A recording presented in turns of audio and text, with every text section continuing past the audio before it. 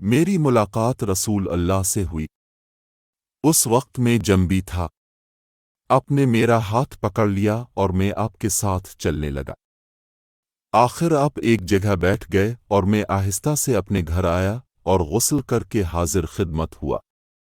آپ ابھی بیٹھے ہوئے تھے، اپنے دریافت فرمایا، اے ابو ہریرہ، کہاں چلے گئے تھے؟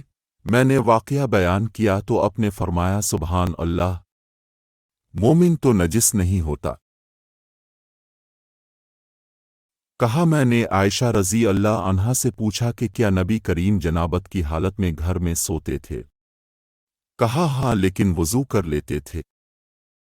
عمر بن خطاب رضی اللہ عنہ نے رسول اللہ سے پوچھا کہ کیا ہم میں سے کوئی جنابت کی حالت میں سو سکتا ہے؟ فرمایا ہاں، وضو کر کے جنابت کی حالت میں بھی سو سکتے ہو۔ نبی کریم جب جنابت کی حالت میں ہوتے اور سونے کا ارادہ کرتے تو شرمگاہ کو دھو لیتے اور نماز کی طرح وضو کرتے۔ کیا ہم جنابت کی حالت میں سو سکتے ہیں؟ آپ نے فرمایا ہاں، لیکن وضو کر کے۔ حضرت عمر رضی اللہ عنہ نے رسول اللہ سے عرض کی کہ رات میں انہیں غسل کی ضرورت ہو جایا کرتی ہے تو رسول اللہ نے فرمایا کہ وضو کر لیا کر اور شرمگاہ کو دھو کر سو جا۔ نبی کریم نے فرمایا کہ جب مرد عورت کے چہار زانوں میں بیٹھ گیا اور اس کے ساتھ جمع کے لیے کوشش کی تو غسل واجب ہو گیا۔ اس حدیث کی مطابقت عمروں نے شعبہ کے واسطہ سے کی ہے، اور موسیٰ نے کہا کہ ہم سے ابن نے بیان کیا، کہا ہم سے قتادہ نے بیان کیا، کہا ہم سے حسن بصری نے بیان کیا۔ اسی حدیث کی طرح ابو عبداللہ امام بخاری نے کہا یہ حدیث اس باب کی تمام احادیث میں عمدہ اور بہتر ہے، اور ہم نے دوسری حدیث عثمان اور ابن ابی کعب کی صحابہ کے اختلاف کے پیش نظر بیان کی اور غسل میں اخطاط زیادہ ہے۔ انہوں نے حضرت عثمان بن عفان رضی اللہ عنہ سے پوچھا کہ مرد اپنی بیوی سے ہم بستر ہوا لیکن انزال نہیں ہوا تو وہ کیا کرے؟ حضرت عثمان رضی اللہ عنہ نے فرمایا کہ نماز کی طرح وضو کر لے اور ذکر کو دھو لے، اور حضرت عثمان رضی اللہ عنہ نے فرمایا کہ میں نے رسول اللہ سے یہ بات سنی ہے۔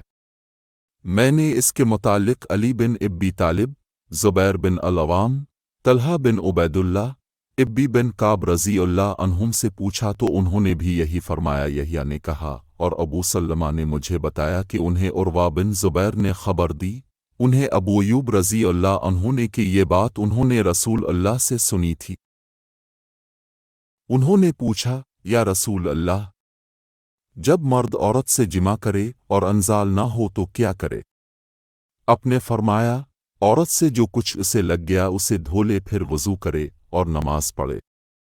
ابو عبداللہ امام بخاری رحمت اللہ علیہ نے کہا غسل میں زیادہ احتیاط ہے، اور یہ آخری احادیث ہم نے اس لیے بیان کر دیں تاکہ معلوم ہو جائے کہ اس مسئلہ میں اختلاف ہے، اور پانی سے غسل کر لینا ہی زیادہ پاک کرنے والا ہے۔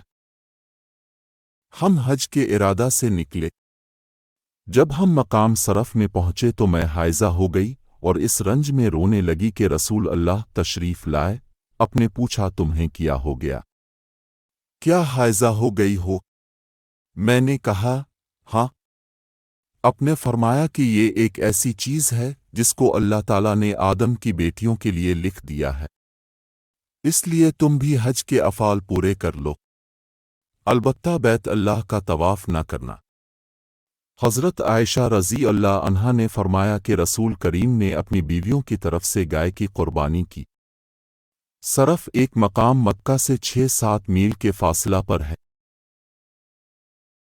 میں رسول اللہ کے سر مبارک کو حائضہ ہونے کی حالت میں بھی کنگھا کیا کرتی تھی۔ ان سے سوال کیا گیا، کیا حائضہ بیوی میری خدمت کر سکتی ہے؟ ناپاکی کی حالت میں عورت مجھ سے نزدیک ہو سکتی ہے؟ عروہ نے فرمایا، میرے نزدیک تو اس میں کوئی حرج نہیں ہے۔ اس طرح کی عورتیں میری بھی خدمت کرتی ہیں اور اس میں کسی کے لیے بھی کوئی حرج نہیں، اس لیے کہ مجھے حضرت عائشہ رضی اللہ عنہا نے خبر دی کہ وہ رسول کریم کو حائضہ ہونے کی حالت میں کنگھا کیا کرتی تھیں، اور رسول اللہ اس وقت مسجد میں معتکف ہوتے۔ آپ اپنا سر مبارک قریب کر دیتے اور حضرت عائشہ رضی اللہ عنہا اپنے حجرہ ہی سے کندھا کر دیتی، حالانکہ وہ حائضہ ہوتی۔ نبی کریم میری گود میں سر رکھ کر قرآن مجید پڑھتے، حالانکہ میں اس وقت حیض والی ہوتی تھی۔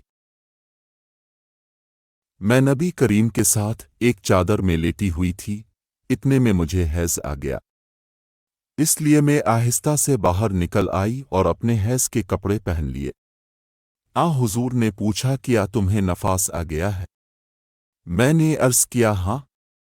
پھر مجھے اپنے بلا لیا اور میں چادر میں آپ کے ساتھ لیٹ گئی۔ انہوں نے فرمایا میں اور نبی کریم ایک ہی برتن میں غسل کرتے تھے، حالانکہ دونوں جنبی ہوتے۔